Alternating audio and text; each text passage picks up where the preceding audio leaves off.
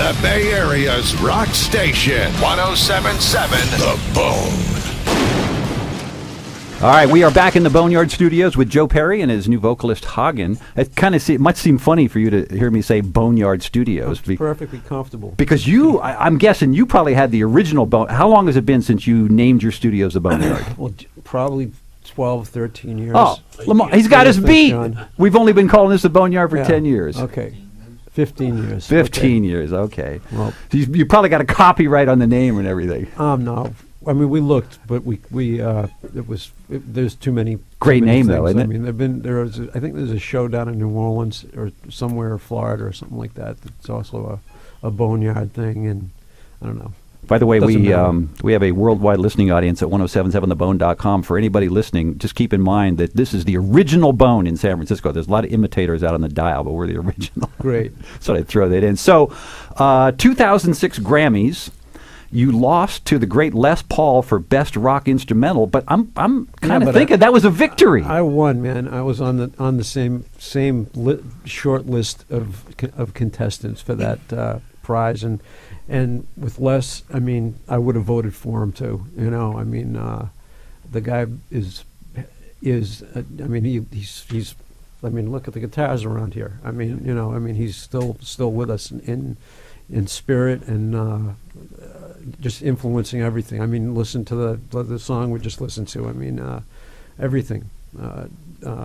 So I would have voted for him too, and just being nominated, and that came out of the blue. I had no idea something like that was going to happen. I mean, there are guys that's all they do is instrumentals, and I was on the list with them. It was really an honor. Well, you've played a few Les Paul guitars in your career. Do you own many?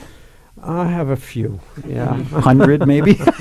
Let me see. Now that you mention it, I'd probably close to 25 or 30 Les Pauls. Yikes! You know, because I've had a couple of signature models.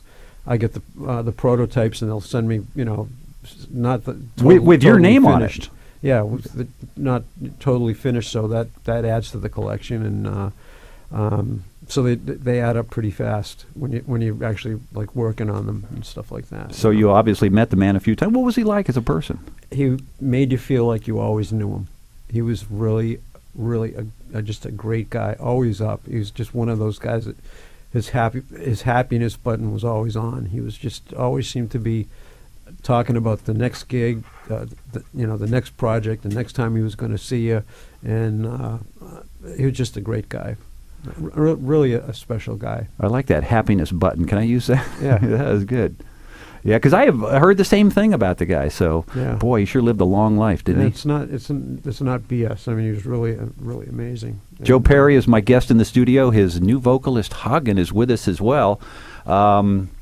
ZZ Top was co-headlining with you on the tour that you had to cancel. Yeah. So you got to be friends with those guys at all? Did you know them well from before? I see you picked a ZZ Top song here. Yeah, off and on we've run into them on the road. Obviously, I think it's us. I think it's them at the top of the list. Us and Cheap Trick as the three American bands that have been current and been together with the original members from the start to now. Never thought about that, yeah. And and I've been, I keep asking people to, come up with names, but that's it. That's the.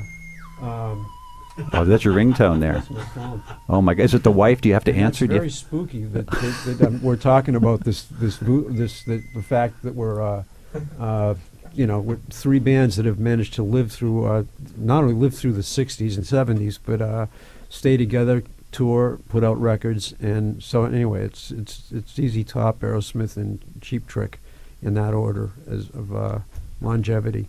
So.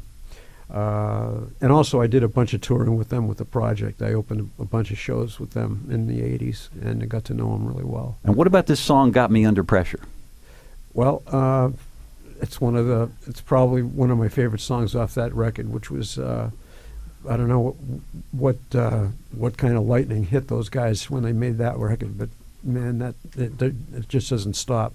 It's one of my favorite songs off that record. Speaking of lightning, that little swath of white hair in the middle of your head, it looks like you got struck by lightning yourself. Well, I'm still here. You are. All right, let's listen to it. Got Me Under Pressure, ZZ Top on The Bone. 107.7 The Bone.